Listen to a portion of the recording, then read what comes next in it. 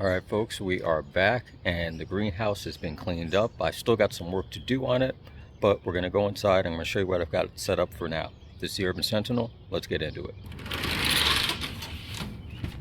All right, now, for those of you that have seen the greenhouse in its different stages, this is as cleaned up as it has been in quite a while.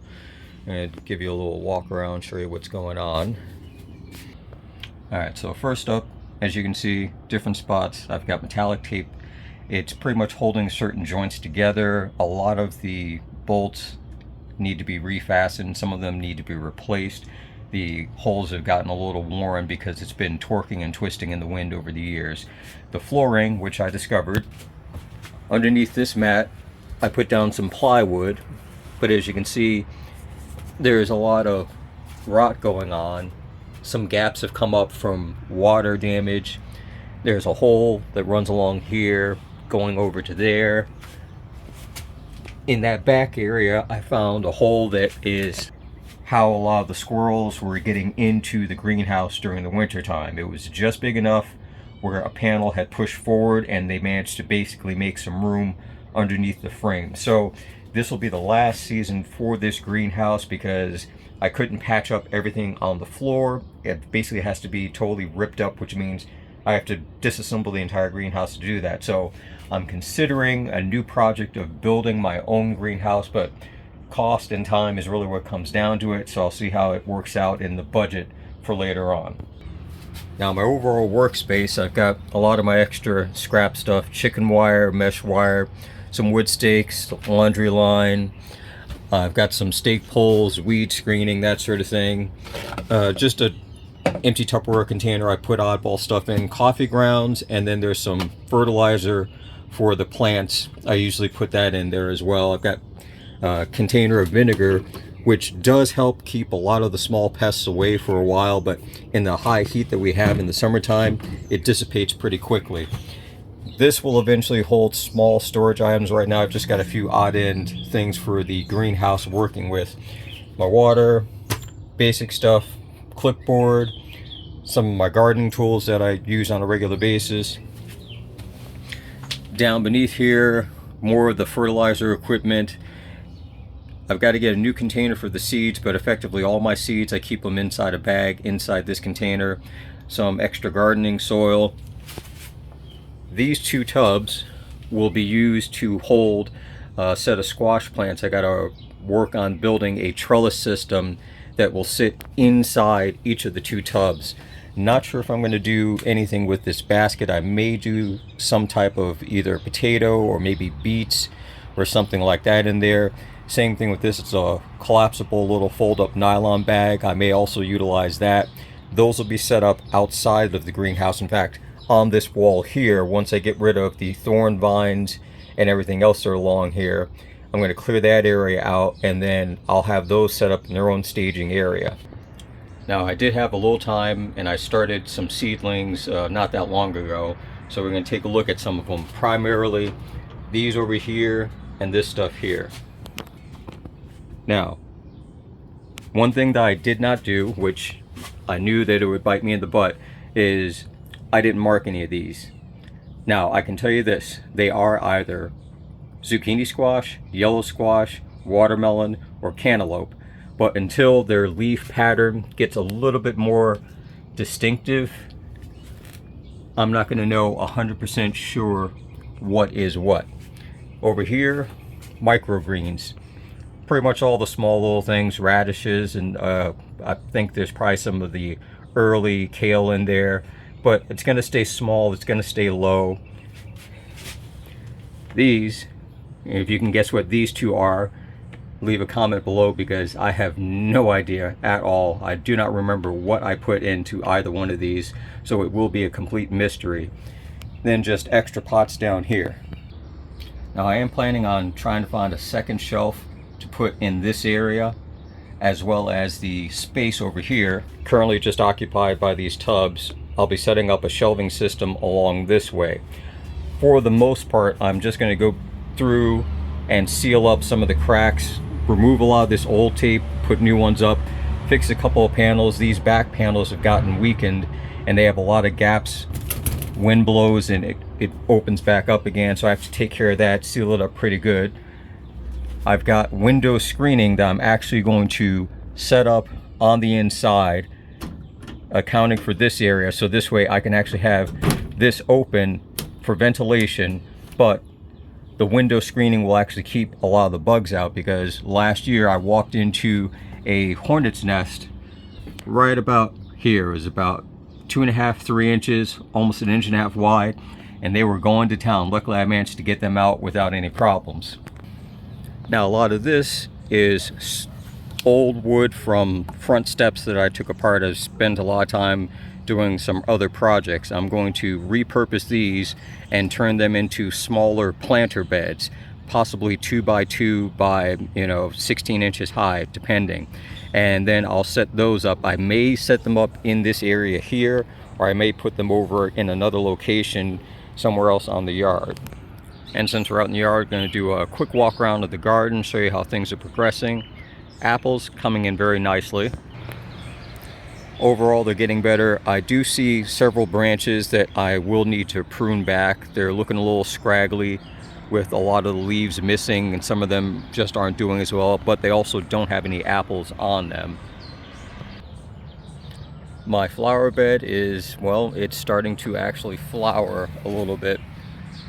Like I said, I've got several packets of different types of wildflower and perennials and a few annuals in there, and once they start getting a little bit bigger, they'll be a little more defined, and again, it'll look nice. Now I got rid of the old Birdbath that I had actually repurposed from a floor stand fan.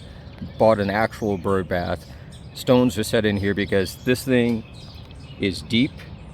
Overall, it's almost 3.5 inches to the center if you're going from the edge, and most of these small birds can't really do anything other than perch here and catch the water if it's high enough. But as it evaporates, especially in the heat, it makes it harder. So you have the stones in there. It gives them different height points, advantages that they can stand from and still get it. I actually have to add a little bit more water into it. It's got a bit of a tilt because the ground isn't exactly level. It's a slope, moving at a weird angle. And this is definitely a tomato plant growing out of one of the vent holes in the side of my compost bin. In fact, we'll take a look at that right now. Not sure what this is going to be when it gets older, but we'll find out. I just added some compost last night, put it in there, cut up watermelon rinds and a couple of old lemons. Overall, I mean, it's pretty damn good. Usually what I do is I scoop out, fill up that small Tupperware container with some of the soil that I need to add into other plants. Now, I slacked off on my potatoes because I haven't done enough yard work to collect lawn debris to start filling the baskets back up again. So as it is right now, I've already got one starting to flower, but that still gives me plenty of time before the potatoes are set. I could probably still get another 8 to 10 inches of fill to add into the growth of the potato plants. Most of these herbs along here, they are not doing well. It's not as much the lighting, even though it looks like they're shadowed and shaded. They get good sunlight. I think the animals just got at them before I had a chance to really fence things off. Squash looking much better. You can see here starting to flower. Some of the beans as companion plants are doing good. These are yellow beans. These beets, these carrots, I'm going to be adding some topsoil and then a lot of compost into that, and I'm going to probably put 1 or 2 of these squash that are growing in those smaller pots, transplanting them into there once they get a little bit bigger. Cucumber's doing good. That one's just starting. I had to reseed that one. That cucumber's doing well. My greens, the kale, escarole, the mesclun, collard greens, they're all starting to peak up a little bit. This was a good idea, just did not work out well for me. Too many problems with the small critters. Although when I did put the small fencing up, it did improve it. So hopefully they'll make a comeback. If not, I'm going to scrap all this because this is a good amount of floor space that I could put either extra tubs or other pots in to grow. Now my tomato plant here, this one has been doing the best. This had a setback with the chipmunks, and eggplant starting to get a little bit bigger. Hot peppers are doing better. Some of the herbs, they're actually doing pretty good. Most of these peas, they've had too much of a struggle. I may actually just pack them down into the base of the planter, put more soil on top, and then start over again with either another set of peas or maybe pole beans.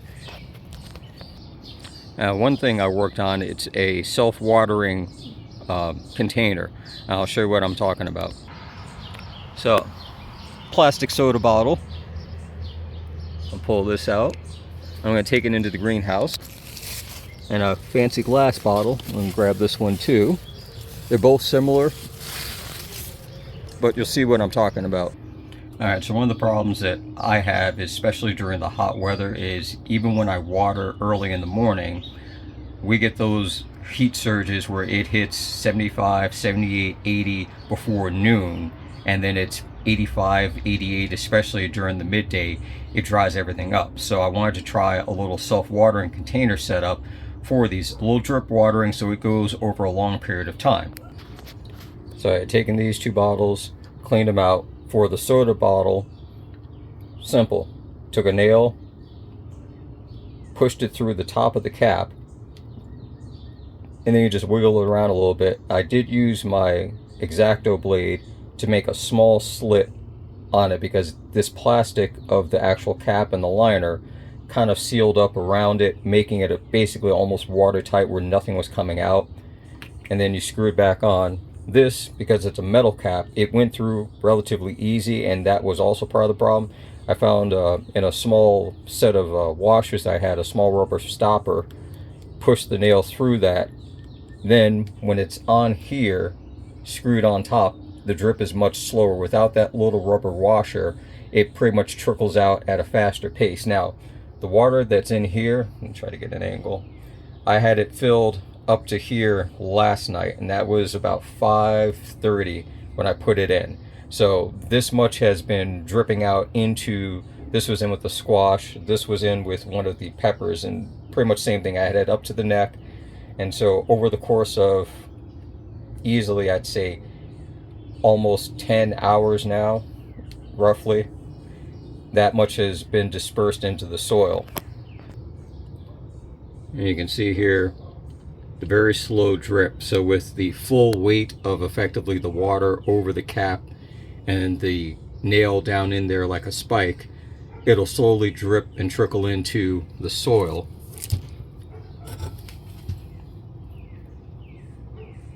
This one's a bit more noticeable. Like I said, that little bit of the leak to get that drip.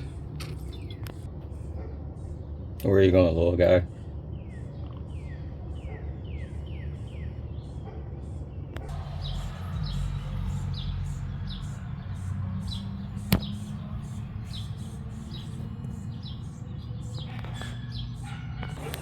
So this way, I'm probably going to make another 3 or 4 of those.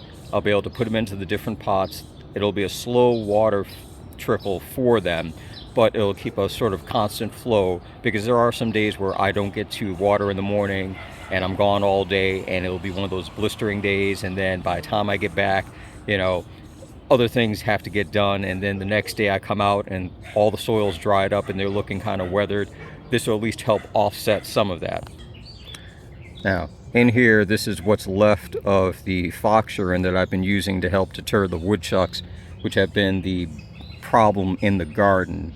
But one thing I did discover, you don't see it, but I'm going to show you. Look where my hand is here. All right. Now watch over here. You see that bounce? This is weed screening sitting on top of solid ground. This is where those woodchucks tried to burrow up through to get into the garden. They are relentless. They are creative, they are ingenious. But so far, the fencing that I've put up around the outside has slowed them down. The smaller woodchucks can't get in anymore. They can't reach to grab the squash leaves like they were doing before. And I plan on putting up a trellis with a second barrier to the back side of it.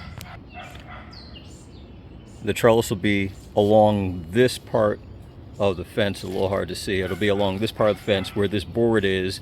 I'm going to build the trellis up over here to, one, help support these squash, and then eventually these squash and these cucumbers here, because I'll do a second post like this one, add in another 1 or 2 hooks on that, and spread them out so they each have their own room to grow.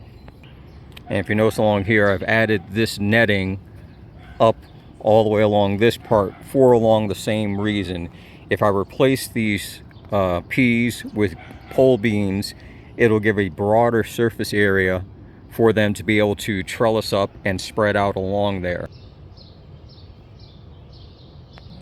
So overall, that's my greenhouse and my garden update. I'll be doing some more changes over the next probably 2 weeks, because by mid-July I feel I should have everything that I've had listed on my to-do list in the garden all set up. I'll be doing a second planting of certain crops in the actual yard, in the ground, hopefully for fall, as well as doing the transferring of those smaller potted plants into their larger tubs and buckets, and getting all that set up with the raised beds. And I'll be fencing everything off, so hopefully they'll have a chance to actually blossom and grow for the fall coming up. And that's pretty much it. So catch you in the next one.